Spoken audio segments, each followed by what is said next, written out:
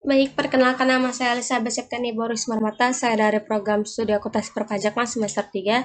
Di sini saya diminta untuk mencari isu terkait peraturan pajak pertambahan nilai dalam 2 tahun terakhir dan mencoba untuk menganalisis bagaimana perbandingan dengan peraturan sebelumnya dan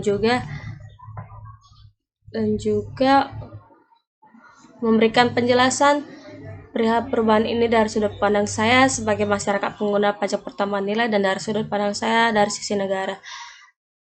Itu saja. Lalu di sini saya mendapatkan isu mengenai perpanjangan insentif pajak dan pemungutan pajak pertambahan nilai atas perdagangan melalui sistem elektronik, yang dimana eh, perpanjangan insentif ini tertulis atau tertuang dalam peraturan presiden nomor 70 strip 2020 yang merevisi Perpres nomor 54 strip 2020 yang awalnya berakhir pada September 2020 lalu kini diperpanjang hingga Desember 2020. Dan juga yang dulunya yang sebelumnya tidak ada tenggat waktu insentif pajak yang akan diperpanjang dan yang juga pemungutan pajak pertambahan nilai atas perdagangan melalui sistem elektronik ini sebelumnya tidak ada. Kalau jika sebelumnya itu pemungutannya secara langsung juga mereka mengantarkan SPT secara langsung gitu kan. Kalau sekarang melalui sistem elektronik, karena di zaman di masa sekarang kan adanya wabah COVID-19 sehingga mereka melakukan ini gitu. Dan jika uh, dari sudut pandang saya diberlakukannya insentif pajak yang diperpanjang ini, saya cukup bersyukur gitu kan, karena saya juga sebagai pengguna pajak pertambahan nilai merasa cukup puas karena bisa membantu perekonomian saya. Jadi jika pengeluaran saya bisa lebih dikurangi, saya cukup lega gitu. Dan atas pemungutan yang dilakukan secara sistem elektronik ini bisa membantu saya, jadi saya nggak perlu harus ke kantor pajaknya langsung untuk memberikan SPT saya. Saya bisa pemungutannya melalui sistem elektronik gitu. Dan melalui sudut pandang saya sebagai dari sisi negara, mungkin negara juga akan mengalami konsekuensi dengan diberlakukannya ini, diberlakukannya insentif pajak yang diperpanjang ini. Konsekuensi seperti apa pun saya juga tidak tahu, itu pemerintah yang berhak mengetahuinya. Lalu dari sudut pandang negara dalam pemungutan pajak ini juga bisa membantu kita gitu, membantu kita untuk bisa lebih meningkatkan sistem elektronik kita gitu kan.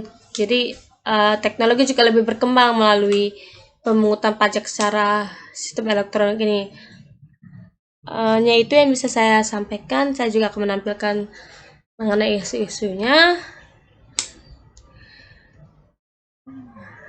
Di sini juga tercatat kalau pemerintah akan menurunkan target penerimaan perpajakan hingga 4% yang harusnya 1.462.600.000 menjadi 1,404,5 triliun.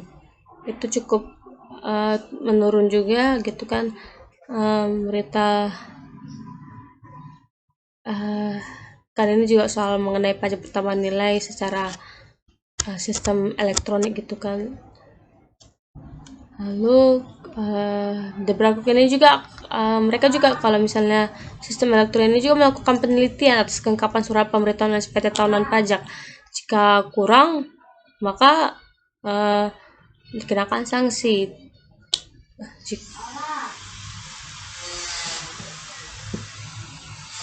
Layanan elektronik yang disediakan Direktur Jenderal Pajak ini juga tidak dapat diakses antara akan ada kegiatan pemeliharaan infrastruktur teknologi informasi dan komunikasi. Lalu jika takut keamanannya dia dimanfaatkan oleh yang lain lah gitu kan, BJP saat ini juga akan menambahkan beberapa fitur keamanan baru untuk memastikan sistem akan berjalan secara optimal atau tidaknya.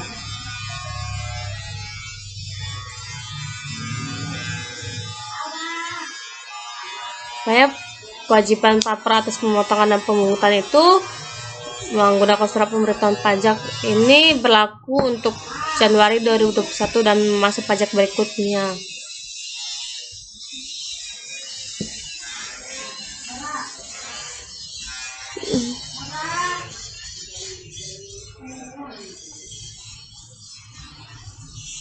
Baik, segitu saja mengenai isu yang saya dapatkan pada saat ini.